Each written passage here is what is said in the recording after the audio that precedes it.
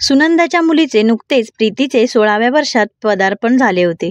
त्यामुळे तिच्या नवऱ्याने दीपकने घरी छोटीशी पार्टी अरेंज केली होती. त्यात प्रीतीचे मित्रमैत्रिणी, जवळचे नातेवाईक सर्वांना आमंत्रण दिले होते. सुनंदा अन्नपूर्णा असल्याने स्वतःच्या हाताने पंचपक्वान्नाचे जेवण तिने बनवले होते. सुनंदाचा पूर्ण दिवस काम करण्यातच गेला होता. पार्टीच्या वेळेस तिला खूप थकल्यासारखं झालं होतं. तरीही ती पाहुण्यारावळ्यांची आदरातिथ्य अगदी छान हसून खेळून करत होती. तरीही तेथे बायकोला बघून दीपक आलाच. "अगं हे काय गबाळ्यासारखी दिसतेस? जा जरा नीट आवरून ये. तुला कळत नाही का? आज घरात पार्टी आहे आणि कशी वावरतेस तू?" सुनंदाच्या डोळ्यात अश्रू आलेले तिने तसेच गिळले आणि ती नीट आवरायला गेली. पार्टीसाठी केलेली तयारी, डेकोरेशन हे तर राहिले बाजूलाच, पण नीट बोलताही आले नाही बायकोशी दीपकला. सुनंदाची तरी काय चुकी? उठल्यापासून मुलीच्या पार्टीची तयारी एकटी करत होती, तेही घरातील काम पाहत. 4 पैसे वाचतील नवऱ्याचे म्हणून स्वयंपाक स्वतः पंचपक्वान्नाचा केला, पण त्याची काही किंमत नव्हती, कारण ते काम फुकट झाले होते ना. त्याची किंमत कशी असेल? सुनंदा आवरून पुन्हा नव्याने पार्टीत हसतमुख वावरत होती. पार्टी झाली. सगळी मंडळी आपापल्या घरी गेली. प्रीतीने आईला घट्ट मिठी मारली. "थँक्यू आई, आज तुझ्यामुळेच पार्टीला 4 चांद लागले. सगळे तुझ्या जेवणाची खूप तारीफ करत होते." सुनंदाला ऐकून जरा बरं वाटलं. रात्र झाली होती. सर्वजण झोपी गेले. दुसऱ्या दिवशी सकाळी सुनंदाची नेहमीप्रमाणे धावपळ, जेवण, नाश्ता, घरातील साफसफाई. तेवढ्यात रूममधून तिच्या नवऱ्याचा आवाज आला. "सुनंदा, अगं माझे रुमाल कुठे ठेवलाय ग?" काहीच आवाज न आल्याने दीपक किचनकडे बडबड करत आला. तिथंही ती नव्हती. सकाळी ही कुठे गेली तेही न सांगता? किती बेजबाबदारपणा हा. तोपर्यंत सुनंदा आली. "अहो काय झालं? पोहे आणायला गेले होते नाश्त्यासाठी." दीपक, "अगं काय झालं काय विचारतेस? माझा रुमाल दिसत नाही आणि हे काय? माझ्या ड्रेसला काल इस्त्री पण केली नाहीस. तुला दिवसभर तेवढेही जमत नाही का? काय काम असतं घरात तुला दिवसभर? अशी कशी वागू शकतेस तू?" सुनंदा शांत ऐकून घेत होती.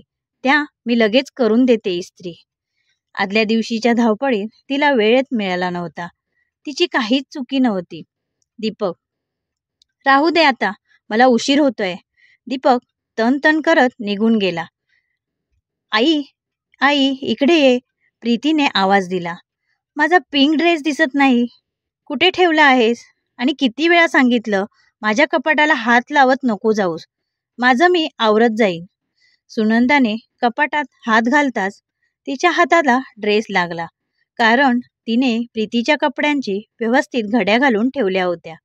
मुलीचं बोलणं बघून सुनंदा तिला काही न बोलताच काम करायला निघून गेली. सुनंदा पोहे वाढत होती. दीपक, प्रीती नाश्ता करायला बसले होते. प्रीती, "आई काय ग हे? रोज रोज तेच नाश्त्याचे पदार्थ पाहून कंटाळा आलाय. घरात असतेस तर जरा शिकत जा ना चायनीज, पिझ्झा असे पदार्थ. तुला काय काम असतं नाही तर दिवसभर." मुलीचं बोलणं बघून सुनंदाला खूप राग आला होता. तरीही सकाळी कटकट नको म्हणून ती शांत बसली. दीपक लगेच प्रीतीची बाजू घेत, "बरोबर बोललीये." नवऱ्याचं बोलणं बघून तिला राग आणखीनच असह्य होत होता. तरीही तिने तो गिळला आणि कामाला लागली. दोघांचे बोलणं पाहून सुनंदाला आता खूप वाईट वाटत होतं. संध्याकाळी जेवताना सुनंदाने दोघांना सांगितलं, "उद्यापासून स्वतःची कामे स्वतः करा. ऑफिसला जाताना काय लागते ते तुम्ही बघायचं आणि प्रीती, तूही आता मोठी झाली आहेस. तुला जे पाहिजे ते तुझं तू बनवत जा. मला जे आवडेल ते मी करेन. मला जे वाटेल तेच मी करेन. माझी अपेक्षा ठेवू नका." सकाळी सुनंदाने उपमा केला. ती नाश्ता करत डायनिंग टेबलवर बसली. शेजारीच उपम्याची डिश नवऱ्यासाठी ठेवली. दीपकने काही न बोलता गुपचूप खाल्ला. त्याने आज स्वतःच्या हाताने स्वतः वस्तू घेतल्या होत्या. बायकोचे वागणं त्याला चांगलंच खटकत होतं. प्रीतीला कॉलेजला जायचं होतं. "आई, माझा नाश्ता." "सुनंदा, हे बघ, करून ठेवलंय. तुला आवडत नसेल तर हाताने बनवून खा. माझी काहीच हरकत नाही. प्रीतीने उपमा हाताने घेऊन गपचूप खात बसली. प्रीती कॉलेजला निघून गेली. नवराही काही न बोलताच निघून गेला. दुसऱ्या दिवशी संध्याकाळी प्रीती कॉलेजमधून आली. तिच्याबरोबर तिच्या काही मैत्रिणीही होत्या.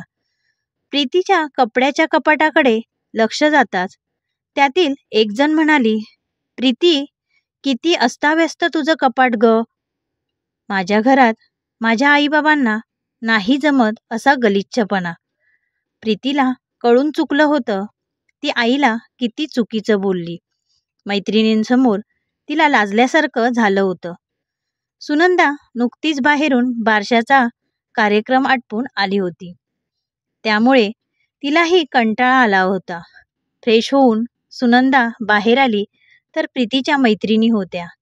त्यांच्याकडे पाहून तीही हसली आणि किचनकडे गेली. "प्रीती, आई माझ्या फ्रेंडसाठी काहीतरी बनव ना." सुनंदा, "बरं, बनवते."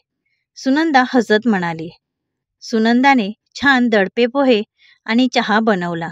कारण संध्याकाळच्या स्वयंपाकाची तयारी तिला करायची होती. प्रवासामुळे तिलाही थकवा आला होता. सुनंदा दडपे पोहे आणि चहा त्यांना घेऊन आली. ते पाहून प्रीतीची मैत्रीण शैला म्हणाली, "हे काय प्रीती, तू तर म्हणाली माझी आई अन्नपूर्णा आहे. हे काय दडपे पोहे बनवलेत? मला काहीतरी छान चटपटीत वेस्टर्न फूड खायचं होतं." ते ऐकून प्रीतीला राग आला. "आई, किती वेळा सांगितले तुला? दुसरेही पदार्थ शिक. घरात बसून तुला तेवढंही होत नाही का? तूच खा हे, आम्हाला नको. चला आपण बाहेरच काहीतरी खाऊ काहीतरी." सगळा मूड गेला असं म्हणत प्रीती रागातच बाहेर पडणार तोच सुनंदाने थांबवलं. "थांब, माझंही ऐकून घे. प्रीती, मी बाहेरून प्रवास करून आले आत्ताच. मलाही थकल्यासारखं झालं आहे. तू मला म्हणत असते, घरात तर असतेस, पण हा त्याग मी फक्त तुझ्यासाठीच केलाय. प्रीती, मी सिव्हिल इंजिनियर आहे. मला त्या काळी भक्कम पगारही होता. पण तू पोटात वाढत होतीस आणि डॉक्टरांनी मला बेड रेस्ट सांगितली. मला नाईलाजास्तव नोकरी सोडावी लागली. तुझ्या येण्याने मी खूप आनंदात होते. तुझा जन्म झाला आणि माझ्यातील मीला हरवले. तुझी काळजी डोळ्यात तेल घालून घेत होते. कुणाच्या भरोशावर मला तुला ठेवायचे नव्हते.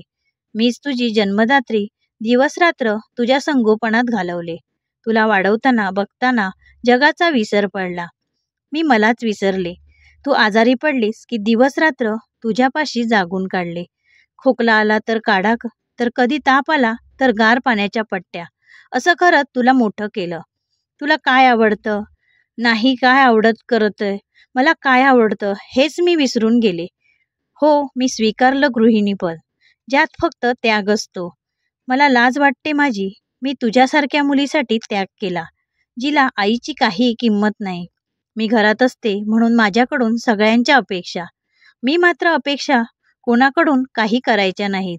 तुला वाटतं ना मला घरात काम काय असतं, तर उद्या सकाळी तू सगळी कामं करायची. आज मला पश्चाताप होतोय. त्यावेळी मी खूप चुकीचा निर्णय घेतला." सुनंदा रडत होती. रागामध्ये ती खूप काही बोलून गेली. दीपकही हे सगळं ऐकत होता. त्यालाही त्याच्या बायकोची किंमत कळाली. घरात बसल्यावर त्याच्याही नजरेत तिची किंमत कमी झाली होती. प्रीतीला आईचं बोलणं ऐकून खूप रडायला आले. प्रीतीने आईचे पाय धरले. मैत्रिणींसमोर, "आई, माफ कर. माझं चुकलं. माफी नको मागूस. माझा एकदा विचार कर. मीही एक माणूसच आहे. तुम्हाला जशा माझ्याकडून अपेक्षा आहेत, मलाही आहेत ना. सगळं करून जर माझी किंमत शून्य असेल, तर माझ्या मनाला किती वाईट वाटत असेल प्रीती." प्रीतीने सगळ्या मैत्रिणींना घरी जायला सांगितले. दीपकही सुनंदाजवळ आला. त्याने तिला सॉरी बोलले. संध्याकाळी सर्वांनी मिळून काम केले. आज सुनंदा आनंदात होती, कारण खूप दिवसापासून मनात ठसत असणारं दुःख आज निघून गेले होते. तुम्हाला काय वाटते, सुनंदाने जे केले ते योग्यच आहे की नाही, कमेंट करून नक्की सांगा. अशाच नवनवीन कथा ऐकण्यासाठी कथानक या चॅनलला सबस्क्राईब करा आणि व्हिडिओ आवडल्यास लाईक आणि शेअर नक्की करा. धन्यवाद.